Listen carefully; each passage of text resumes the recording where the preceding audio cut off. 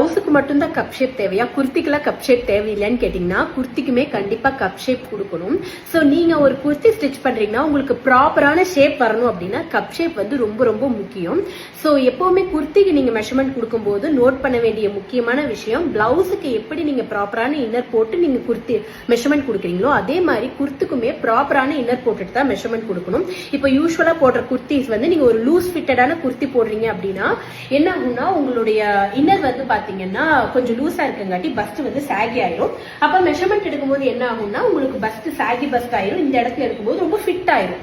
Measurement வந்து ரொம்ப ஃபிட்டா எடுத்துருவோம். அப்ப என்ன ஆகும்னா நம்ம மெஷர்மெண்ட் ஃபிட்டா எடுத்துட்டா கட்டிங் பண்ணும்போது வந்து பாத்தீங்கன்னா ஸ்ட்ரைட்டான கட்டிங் விழுந்துரும். சோ எப்பவுமே அந்த தப்பை நீங்க பண்ணவே கூடாது. உள்ள ப்ராப்பரான இன்னர் போட்டுட்டு போய் நீங்க குர்த்திக்கு மெஷர்மெண்ட் கொடுத்தீங்கன்னா உங்களுக்குமே அழகா ஒரு கப் ஷேப்போட வெயிஸ்டோடைய ஷேப் குர்த்திக்குமே பியூட்டிஃபுல்லான ஒரு கப் ஷேப் வந்துடும்.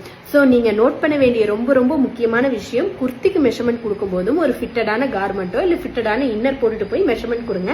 கண்டிப்பா உங்களுக்குமே உங்களுடைய கப் ஷேப்புக்கு தகுந்த மாதிரி குர்த்தி அழகா கஸ்டமைஸ் பண்ணிக்கலாம். சோ இந்த மாதிரி டிப்ஸ் தெரிஞ்சுக்கணும்னு நினைச்சீங்கன்னா சாரா டிசைனர் ஸ்டுடியோ ஃபாலோ பண்ணிக்கோங்க. பை.